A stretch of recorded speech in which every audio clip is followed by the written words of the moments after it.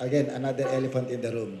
Ang relasyon ng Senado at ng House of Representatives after all this. Parang sabi ng iba, it's 19 versus 290. I believe yung ibang aspeto kaya naman talagang ma-repair, no? Ang hindi kasi namin naiintindihan bakit napupunta sa personalan at name callings, which is, pasensya na, no? It's quite unethical.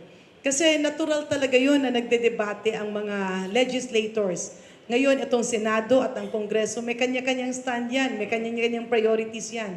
Talagang palaging nagdedebate yan, even within our ranks, no? Sa loob ng Kongreso mismo. Ang mga senador, ganun rin, nagdedebate rin yan. But almost always, the level of diplomacy and professionalism prevails. In this case, hindi namin naiintindihan bakit parang tila marami yung mga hindi magagandang salita na narinig. Ako personally, nagulat ako na nakita ko sa isang kaibigan kong senadora whom I used to respect, no? Kasi hindi pwedeng, uy, palitan nyo yung liderato nyo. Parang, we are functioning very well, systematically, and we are very organized in the House of Representatives. Hindi niya nakikita, hindi niya nararamdaman yung mga problemang nasusulba dun sa baba, especially among our constituents. Being a consensus builders, and I'm referring to Speaker Martin Romualdez, yung bang papakinggan niya ang lahat ng aspeto, hahanapan niya ng solusyon na bawat problema ay talagang matugunan. Hindi naman lahat, no? And these are not personal problems.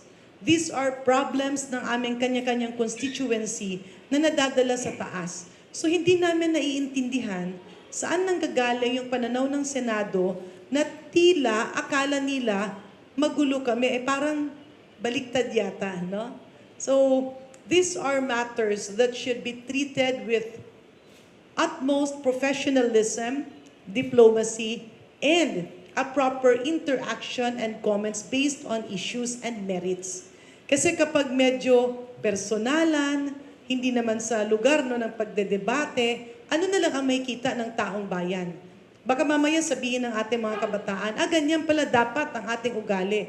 Ganyan pala dapat ang ating pananalita. Ganyan pala dapat ang ating pananaw. Hindi eh.